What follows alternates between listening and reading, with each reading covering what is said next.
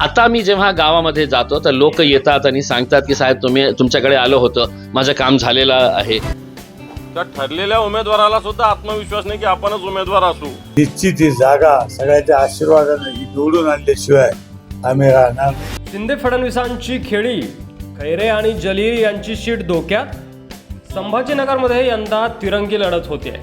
MIM, महाविकास आघाडी आणि महायुती अशा 3 उमेदवारांमध्ये छत्रपती संभाजीनगरमध्ये यंदा तिरंगी लढत होत आहे अशी शक्यता निर्माण झाली.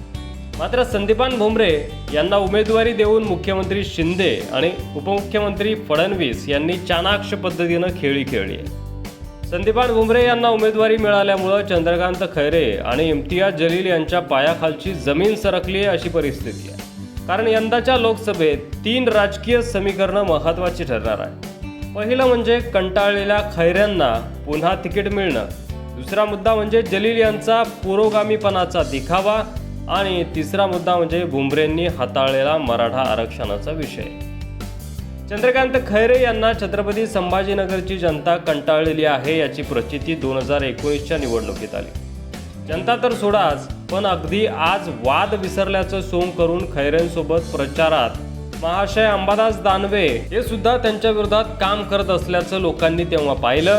त्यामुळे यंदाही खैरेंना जनता किती स्वीकारेल आणि पक्षातील मंडळी त्यांच्यासाठी किती काम करतील हे पाहणं महत्त्वाचं असणार आहे. अशा वेळी महायुतीच्या प्रत्येक पक्षाची ताकद सोबत असल्यानं आणि जनतेचा विश्वास धनुष्यबांधावरच असल्यानं भुमरेंचं पारडं जड भरणार की काय अशी शक्यता आहे. दुसरा मुद्दा आहे जलील यांचा पुरोगामीपणाचा देखावा. इम्तियाज जलील निवडून आले तेव्हापासून MIM या कट्टरवादी पक्षाच्या कार्यकर्त्यांनी ठिकठिकाणी हैदोस घालायला सुरुवात केली होती.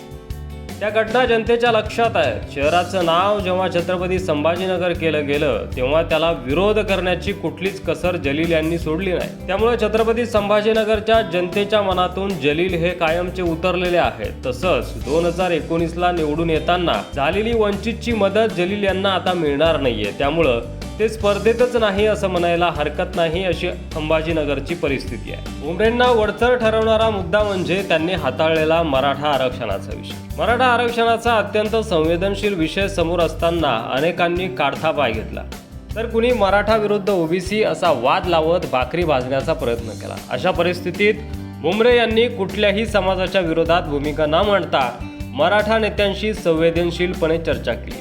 त्यासाठी मुख्यमंत्री महोदयांकडे वारंवार पाठपुरावा केला आणि अखेर मुख्यमंत्री शिंदेंनी कुणाच्याही आरक्षणाला धक्का न लावता मराठा आरक्षण देण्याची घोषणा केली. त्यामुळे भुमरेंच्या शिष्टाईला इथेही यश आलं. कुठल्याही गैरव्यवहाराचा डाग नसलेलं, जातीय किंवा धार्मिक द्वेष पसरवण्याचा आरोप नसलेलं आणि फक्त आपल्या साधी राहणी आणि विच्च विचारांसाठी प्रसिद्ध असलेलं भुमरेंचं व्यक्तिमत्व जनतेच्या मनाला भावलेलं आहे. त्यामुळे महायुतीचा हा हुकमी एक्का यंदा छत्रपती संभाजीनगरमध्ये बाजी मारणार हे जवळपास नक्की मानलं जात आहे. यावर तुम्हाला काय वाटतंय? तुमचं मत कमेंट बॉक्समध्ये लिहायला विसरू नका. आणि शिवसेनेचा एकेकाळी बालेकिल्ला असलेला संभाजीनगर यंदा कोणाच्या ताब्यात जाईल? एकनाथ शिंदेंच्या, उद्धव ठाकरेंच्या की इम्तियाज जलील यांच्या? हे कमेंट करून नक्की सांगा.